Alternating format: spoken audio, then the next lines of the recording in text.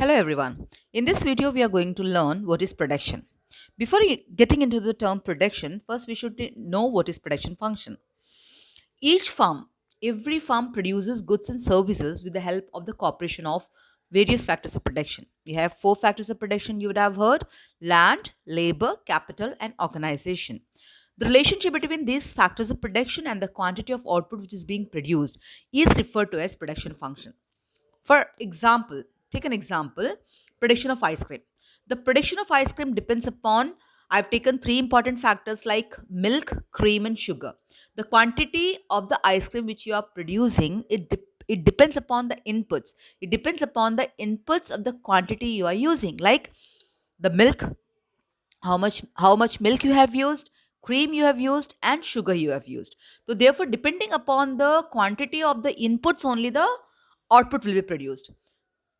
So therefore, we can say that the production of ice cream, it is a function of milk, cream, and sugar. In this way, the production function, it expresses the physical relationship between the quantity of production of commodity and the factors of the production which is required for its production. Before the producer, there are two different options before the producer for increasing the production. What are the two options? The first option is, in order to increase the production, we can increase the factors of production. This is a normal technique. And the second method is, we can improve the technique of production. So before the producer, there are two different options in order to increase the production. That is, either you can increase the quantity of the factors of production, or you can improve the techniques of production. We will keep the technique of production constant. Let the technique of production be constant. In this situation, the quantity of the production, it will depend upon what? Depend upon the factors, quantity of the factors of production. The output, generally the output means production. The output is the function of inputs. The output is the function of inputs. What are inputs? Inputs are the factors of production. Output is the production. Hence, the production function can be expressed through a very through this mathematical formula. Y is the production, F is the function of land, L, capital K, and land, S. It is a function of land, labor, capital.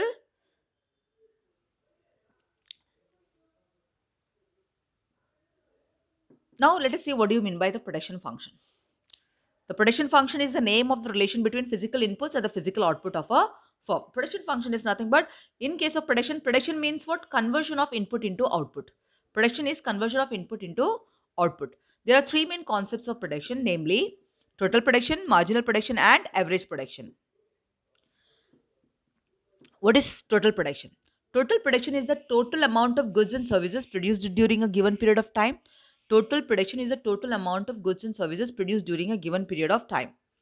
In this chapter, in this production chapter, we will have two different factors I've used. One is land and another one is labor. Let the land be fixed factor and labor be variable factor. So that in order to increase the production, we can increase the labor one by one, so that we can facilitate increase in production. For example, we have on a given piece of land, a farmer is producing. A farmer, by employing 1 unit of labor on a given piece of land measuring 1 hectare, produces 2 quintals of wheat. 1 hectare of land the farmer is having, and one labor he is having. So altogether, he is able to produce 2 quintals of wheat. So therefore, this 2 quintals of wheat is the total production of one labor on that given piece of land. Here, the land is a fixed factor and the labor is a variable factor. So what this labor can do? In order to increase the production, this producer has to increase the variable factor. Since land is a fixed factor and during short period, it is not possible for the producer in order to increase the land. Hence, before the producer, there is only one option, that in order to increase the production, he has to increase the variable factor. And in our case, the variable factor is the labor.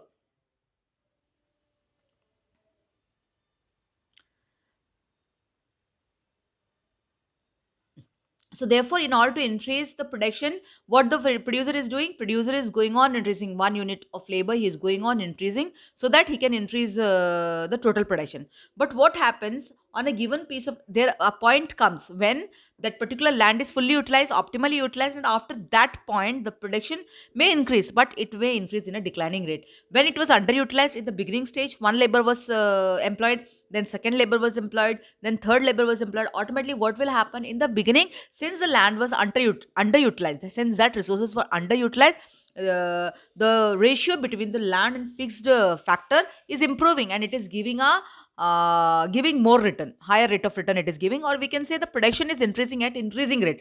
Why it is increasing at increasing rate? Because the land was underutilized.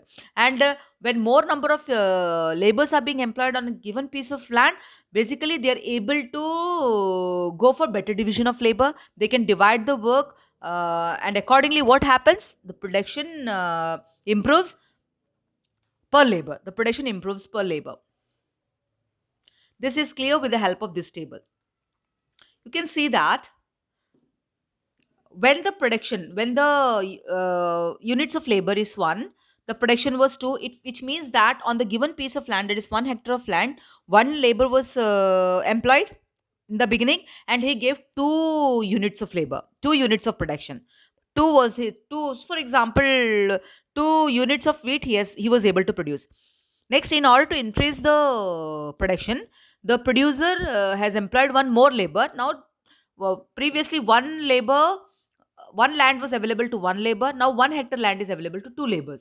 Likewise, the number of laborers is being increased in order to increase the production. Next, to total production is 2 and total unit labor is 2 and total production is 5. Which means what? Previously, the 1 labor was able to give 2 number of units. Now the 1 labor is able to give 2.5.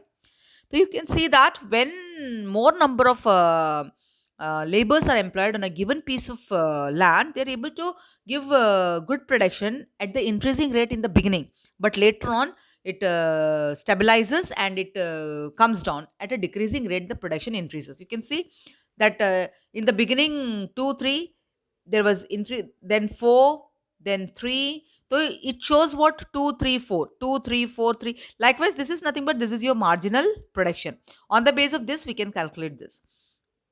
And the total production is becoming maximum at the 7th labor, and after that it starts declining. Why it starts declining? Because of overutilization of that particular land.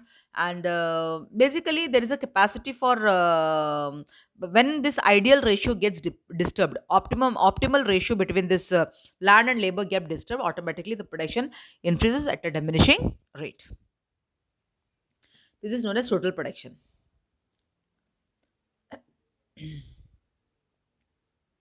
Next one is marginal production. What is marginal production? On the base of marginal production only, I have told you total production. Marginal production is the change in the total production due to the application of 1 more or 1 less unit of variable factor. In our case, variable factor is land. It can be explained with the help of a formula. Marginal production of n number of units minus total production of n minus total production of n minus 1 number of units. You can see that the marginal production here is increasing till this 2, 3, 4. It means what? The total production is increasing at increasing rate. Then it is increasing 12, 14, 15. It is still increasing till 7th unit. It was in total production was increasing. And the marginal, when the total production is maximum, marginal production is 0. And when the total production starts declining, marginal production tends negative. This is your marginal production. Next one is your average production. Average production tells you about the per labor production. In our example, per unit production of the variable factor. In our case, variable factor is labor. So it tells you about the production of a variable factor known as labor.